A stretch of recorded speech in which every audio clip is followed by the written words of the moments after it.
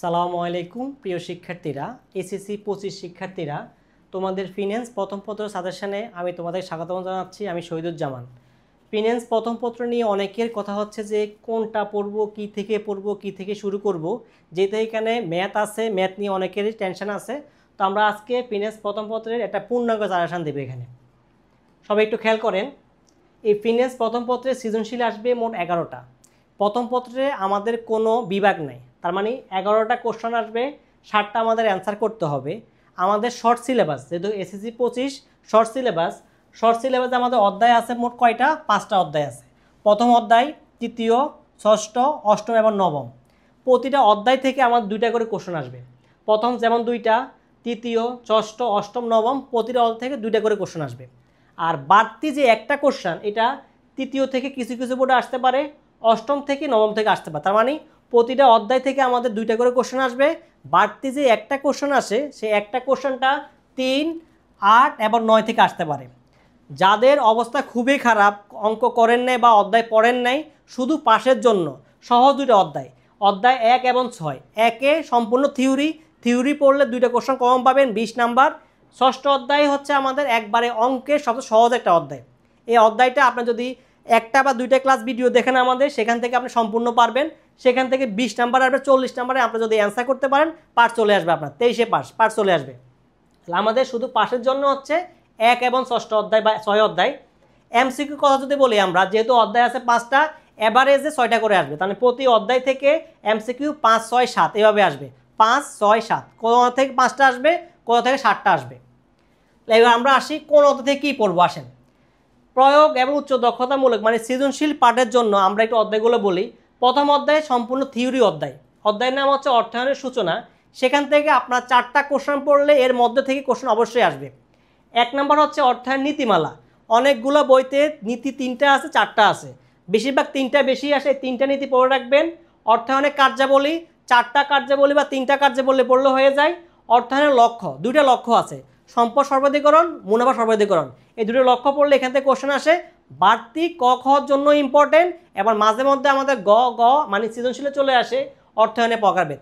এই 4টা কোশ্চেন পড়লে আপনাদের অর্থায়নের সূচনা অধ্যায় থেকে যে 2টা কোশ্চেন আসবে, 2টা 100% কমন পড়বে ইনশাল্লাহ। এরপর আমরা আসি প্রয়োগ, তৃতীয় অধ্যায়ে অর্থের সময়মূল্য। দেখেন, এই অর্থের সময়মূল্যের ক্ষেত্রে একটা কথা হচ্ছে যে এখানে অঙ্ক নির্ভর, এখানে অঙ্ক আসবে, গতে অঙ্ক আসবে, কোনো থিওরি আসবে না, অঙ্কই আসবে। অঙ্কের জন্য আমি কিছু সিলেক্টেড অঙ্ক দিয়ে রাখি, যেমন ঢাকা বোর্ড 23 মানে 23-এর যতগুলো অঙ্ক সবগুলো করবেন। রাজশাহী বোর্ড 23-এর সালামের একটা অঙ্ক আছে, নির্দিষ্ট করে দেওয়া, ঠিক আছে। দিনাজপুর বোর্ড 23-এর পি অ্যান্ড কিউর একটা অঙ্ক আছে। কুমিল্লা বোর্ড 23-এর নাহিদের অঙ্কটা, সিলেট বোর্ড 23-এর স্বর্ণার অঙ্কটা, যশোর বোর্ড 23-এর রাতুল, বরিশাল বোর্ড 23-এর শাহিন, ময়মনসিংহ বোর্ড 23-এর তামিম, এবং রাজশাহী বোর্ড 22-এর হচ্ছে সরোয়ারের অঙ্কটা। অন্তত এই অঙ্কগুলো একবার রিভিশন দিয়ে যাবেন, অঙ্কগুলো করে যাবেন। এখানে অঙ্ক দিচ্ছি এজন্য প্রতিটা নিয়ম এখানে আছে। যারা মানে একবারে অবস্থা খারাপ বা করেন নাই, এই নিয়মগুলো অবশ্যই করবেন। এই নিয়মগুলো করলে আপনার এখান থেকে অঙ্কের নিয়মগুলো পড়ার সম্ভাবনা খুব বেশি। তাহলে আমরা অর্থের সময়মূল্য থেকে এই যে বোর্ড কোশ্চেনগুলো দেওয়া হলো, এই বোর্ড কোশ্চেনগুলো অবশ্যই করবেন। এই কোশ্চেনগুলোর নিয়মগুলো অবশ্যই করে রাখবেন। এই নিয়ম থেকেই কোশ্চেন আসবে ইনশাল্লাহ।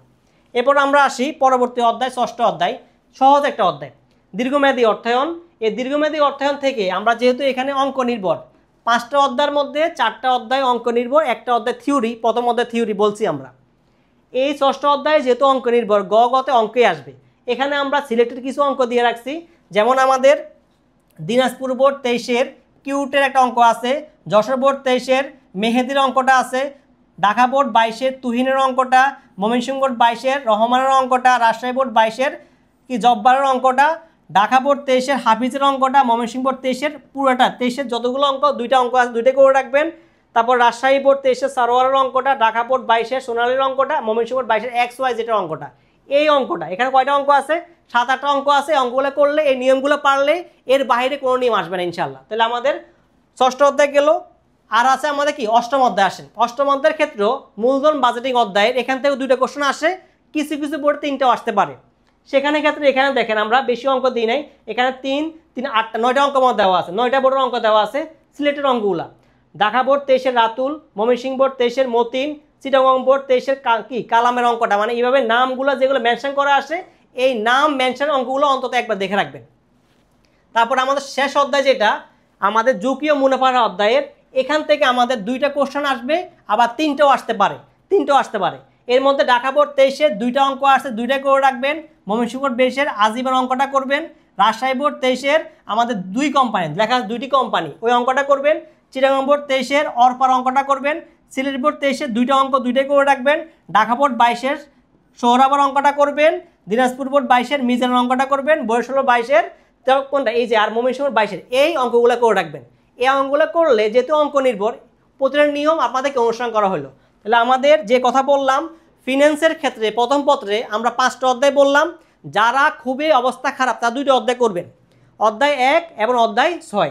1 থিওরি, 6 অধ্যায় সহজ, ওই অঙ্কগুলো করলে হবে। বাকিরা যাদের সমস্যা মানে বেসিকগুলো আছে, যারা এ প্লাসের জন্য প্রত্যাশী, তারা এই যে সিলেক্টেড যে বোর্ডগুলো করা আছে, সিলেক্টেড যে বোর্ডগুলো দেওয়া আছে, অবশ্যই এগুলো করে রাখবেন।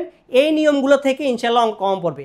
আজকের মতো এখানে বিদায়। সবাই ভালো থাকবেন, সুস্থ থাকবেন। আসসালামু আলাইকুম।